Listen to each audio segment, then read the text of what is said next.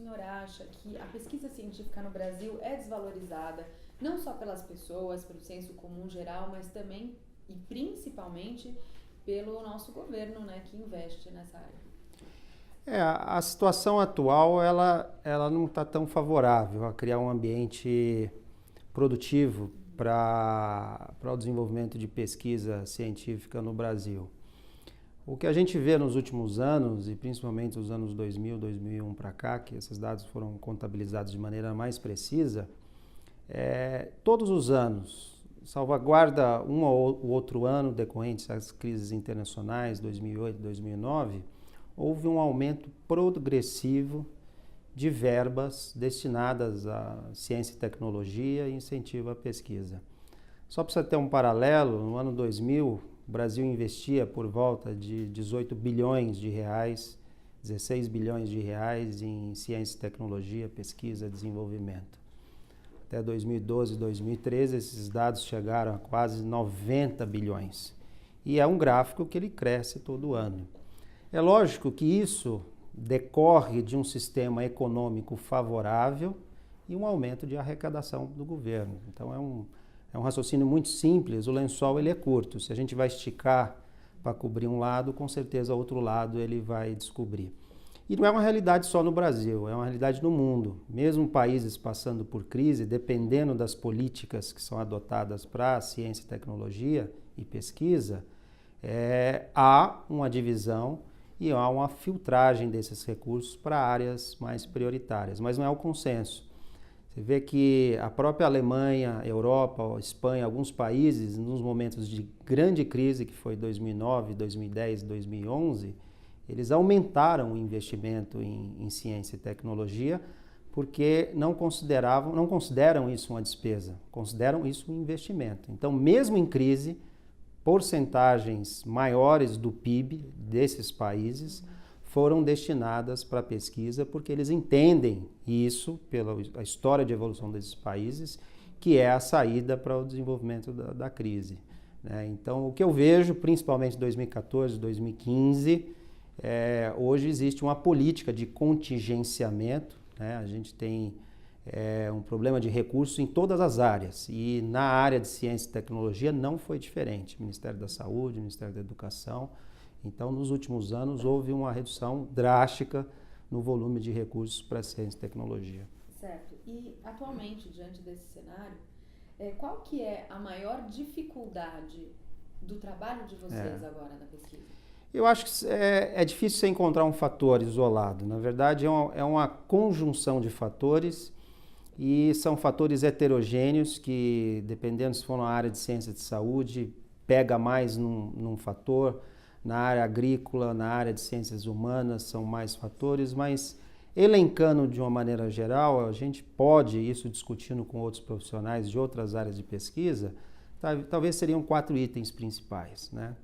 Primeiro são um plano de ação, um plano de metas para longo prazo e que extrapole o cenário político atual, ou seja, ciência, tecnologia, pesquisa e desenvolvimento deveriam ser, ao meu ver, e isso também é consenso, a própria professora Heloísa Nader, da Sociedade de Pesquisa Científica no Brasil, que, ao meu ver, isso deveria ser uma política de Estado e não uma política de governo. Então, independente de a situação, o partido, a situação econômica que está, isso tem que ser numa discussão supra-governo ou suprapartidária ou supra-ideológica. A partir do momento que você coloca isso como uma política de Estado, o plano de ação, o plano de metas, ele é muito mais a longo prazo e extrapola o cenário atual. Isso é o que a gente não vê atualmente.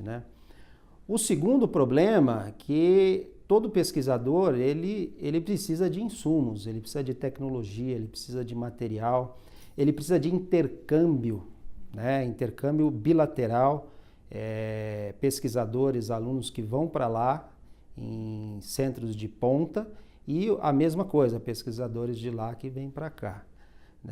E hoje existe um entrave burocrático, alfandegário, Receita Federal muito grande na importação e no intercâmbio dessas tecnologias, desses produtos de alta tecnologia, principalmente na área médica, principalmente na área de insumos, de laboratório, de recursos. Então, existe algumas situações facilitadoras, mas em outros casos específicos ainda há um entrave burocrático muito grande. Então, eu acho que essas coisas elas poderiam ser mais fáceis do ponto de vista para o pesquisador conseguir. Não precisa ser para todo o Brasil, mas criar centros de excelência, seja em pesquisa em cirurgia, pesquisa em oncologia, em outras áreas, centros de excelência, não necessariamente em São Paulo, pode ser isso dividido no país, e nesses centros de excelência que teriam contatos diretos com o Ministério de Ciência e Tecnologia, todos esses entraves burocráticos eles seriam muito mais fáceis e rápidos de serem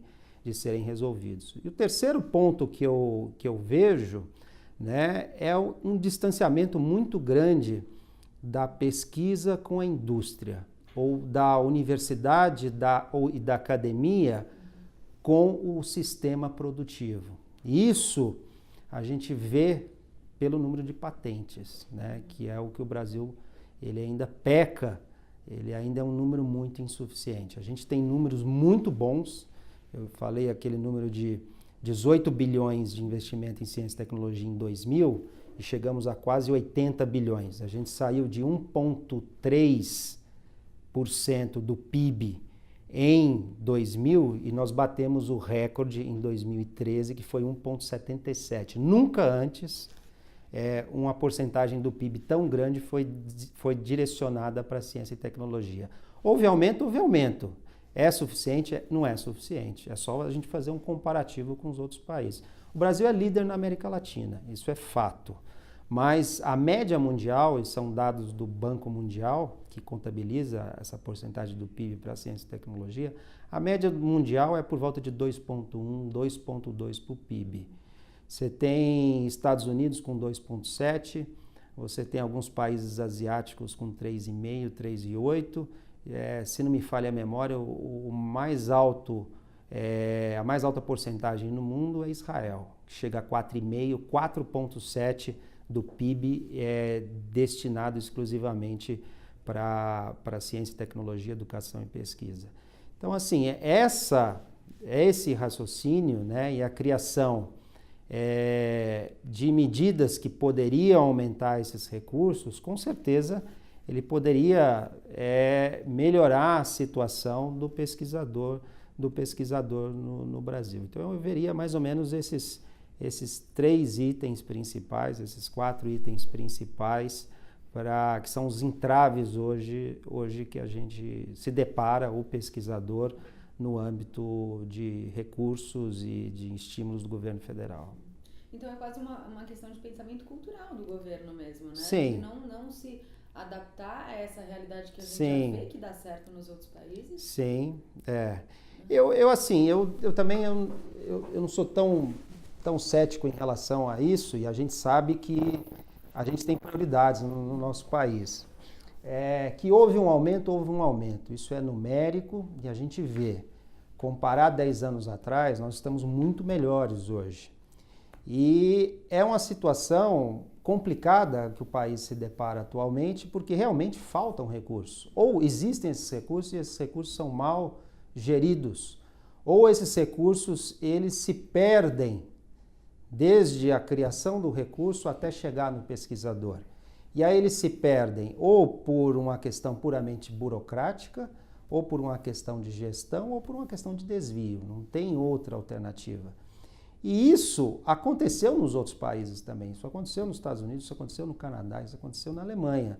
Só que aconteceu há 30 anos atrás, há 25 anos atrás. E esses países, eles criaram medidas para que esses recursos eles chegassem de maneira mais efetiva para o pesquisador. Com plano de ação, com desburocratização, com a gestão melhor do começo, do meio e do fim, para que esses recursos não se perdam. Talvez dificilmente nos próximos 50 anos, a gente vai ter o mesmo número em porcentagem ou o mesmo número numérico de recursos que tem os Estados Unidos ou que tem a Alemanha. O importante é não retroceder, né? Então, se a gente chegou a 1,74 do PIB e o PIB caiu, nós estamos em plena recessão, Então, assim, é que essa porcentagem continue sendo direcionada para a ciência e tecnologia. A gente não voltar ao que era 2005, 2004, 2003, entendeu? Porque aí sim vai ser um retrocesso. Muitas das coisas que a gente se conquistou isso, né?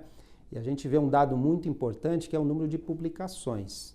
Então, se você compara 2000 a 2014, houve um aumento exponencial em recursos destinados para ciência e tecnologia. Se você vê o número de publicações indexadas, que é um dos índices que a gente vê, o pesquisador, quando desenvolve uma pesquisa, ele publica essa pesquisa num periódico internacional, né? E os melhores periódicos, eles são indexados, porque aí você contabiliza o potencial, o valor de cada país ou de cada grupo de pesquisa no âmbito de um assunto. E aí você vê a contribuição de cada setor ou de cada país nesse assunto. Então, para você ter uma ideia, aí em 2000 a gente tinha mais ou menos 13 mil, 14 mil publicações ano no Brasil. 10 anos depois, esse número quintuplicou. Chega a 53 mil, 55 mil publicações de autores nacionais produzidas no Brasil. Então, isso nada mais é do que um reflexo dessas políticas que foram sendo adotadas. Talvez no futuro a gente consiga chegar a 4% do PIB. Conseguiria, mas o Brasil ele precisa enriquecer, ele precisa ter essa gestão mais enxuta, essa gestão mais precisa, combater de toda maneira o desvio, né? O pesquisador é muito prejudicado, a sociedade é prejudicada. A partir do momento que a gente não faz uma patente e gasta milhões para importar um produto, desde uma droga, um medicamento ou até um produto tecnológico, você paga uma série de royalties, de custos que, se esse produto tivesse sido desenvolvido em território nacional por incentivo, por facilidades, o país inteiro, a sociedade inteira ia ganhar. Isso vai desde um telefone celular até um aparelho de anestesia ou até uma medicação para diabetes ou câncer. Ou seja, a gente acaba voltando para o que acontece em todas as áreas no Brasil, né? É tudo interrompido pela burocracia, exatamente, por parte de corrupção, de desvio.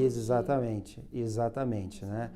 Eu vejo que houveram avanços, isso ninguém nega, entendeu? Os gráficos estão aí, isso é altamente acessível, né? Tanto pelas empresas de fomento, sejam elas governamentais ou não, e houve um aumento do número de recursos, isso houve. Nós estamos numa crise, o número de bolsas foram cortadas pelo CNPq, bolsas de iniciação científica. Hoje, nós temos uma das empresas governamentais mais respeitadas no mundo em termos de incentivo à pesquisa. O próprio artigo que saiu na Nature em 2015, que contabiliza os índices, principalmente o índice de pesquisa e recursos e publicações do Brasil em relação à América Latina, ele enfatiza o papel, né, da nossa agência aqui do estado de São Paulo, que é a FAPESP, né? Então, a FAPESP ela foi criada na década de 60 e, assim como a Universidade de São Paulo, a FAPESP, ela depende de recursos, e são recursos que são oriundos de carga tributária. Então, 1% da arrecadação tributária do governo do estado de São Paulo, ele é destinado à pesquisa e via FAPESP. Se o governo arrecada menos, porque a economia está parada, o PIB está caindo, as empresas estão vendendo menos, isso gera menos recursos, isso também tem impacto na pesquisa. Então, é uma situação, né, que eu vejo que ela é temporária, e a partir do momento que essa situação melhore, esses recursos eles vão ser direcionados novamente para a pesquisa, pelas agências oficiais e o sistema privado. Porque o sistema privado também tem um papel importante. E ele é muito mais importante nos outros países, né? Hoje, aquilo que eu comentei, um dos entraves é a distância da universidade com o sistema produtivo, a distância da academia com a indústria. Nos Estados Unidos, Alemanha, Inglaterra, Canadá, essa proximidade é muito grande. Então, a indústria privada, ela está casada, ela está junta com a universidade. O próprio pesquisador, 80% dos pesquisadores nesses países, eles têm um link com a indústria e com o setor privado muito grande. Aqui no Brasil isso não chega a 15%. Então, porque isso você tem mais recursos, né? A própria empresa, ela estimula a pesquisa, né? Seja na área médica ou na área não médica, e esse link é muito grande. Afinal, é ela que vai acabar lucrando. Né? Ela que vai acabar lucrando. A sociedade como um todo lucra. Sim, exatamente. Né? São uma série de... As pessoas não têm, né, essa consciência da importância da pesquisa, que sem pesquisa não existe... Não existe nada. Não existe nada, né? Não existe nada. Então, houve toda essa discussão recente sobre a pílula da USP, essa pílula do câncer, né? E você vê, é tudo voltado para a pesquisa. Né? Se não tem pesquisa, a sociedade não avança. A própria civilização ela se desenvolveu em torno de pesquisa. Né? Então, eu acho que são esses entraves principais, né, que a gente tem. O Brasil está bem, né, mas a situação pode retroceder. Né? Então, hoje nós somos líderes na América Latina, tanto em produção. Então, o segundo lugar é a Argentina, que não chega a 1/4 da produção científica no Brasil. Mas, por exemplo, o número de patentes. O Chile tem um número de patentes muito maior do que o do Brasil, e uma população e um PIB menor. Então, você vê que, às vezes, algumas políticas, né, de Estado, né, aquilo que eu voltei a falar, e não políticas de governo, uma política de Estado, que ela é horizontal, e ela ultrapassa todas as políticas de governo, porque isso é um plano de metas a longuíssimo prazo, 5 anos, 10 anos, né? Você consegue reverter essas limitações que a gente tem hoje. E para os novos estudantes que estão chegando agora? Apesar da gente estar em crise, o senhor ter falado que é uma situação passageira que a gente está, qual que é o futuro para eles? Assim, qual é o incentivo de um jovem que está ingressando na faculdade pensar em realmente seguir essa carreira de pesquisador científico, que é uma coisa, né, chega a ser tão complexa realmente, né? Sim, hoje é muito complicado, e fora de grandes universidades é uma seara muito árida, com poucos recursos, né? Então, o jovem hoje, ele com certeza ele tem que se vincular a uma universidade, né? Então, por exemplo, o próprio Ministério da Ciência e Tecnologia, quase 70%, 60% dos recursos do Ministério da Ciência e Tecnologia, eles vão para a P&D, que é Pesquisa e Desenvolvimento, né? E desse orçamento que vai para a P&D, Pesquisa e Desenvolvimento, quase 60% ele vai para universidades, né? Então, assim, o ambiente hoje nacional para pesquisa são as grandes universidades, né? Então, a Universidade de São Paulo hoje, ela é líder na produção científica, né, da América Latina, né? E a área médica, principalmente, ela tem uma representatividade muito grande. Então, hoje, o jovem que ele tem interesse, ele tem vocação, ele tem vontade de encaminhar para o âmbito da pesquisa, ele com certeza ele tem que estar ligado a um ambiente universitário, né? E nesse ambiente universitário, tem os próprios recursos da universidade e tem as agências de fomento, né? No estado de São Paulo, a FAPESP, que eu comentei, né? Para o mais jovem, existem hoje programas do governo federal, do CNPq, né? Que são bolsas de iniciação científica. A gente tem uma experiência grande com esse sistema, né? E, infelizmente, por esse contingenciamento, houve um corte no número de bolsas, né? E uma interrupção no número de bolsas novas. Mas creio eu que é temporário, e a partir do momento que esses entraves ou esses problemas político-econômicos se resolverem, isso aí volta a ser reativado, né?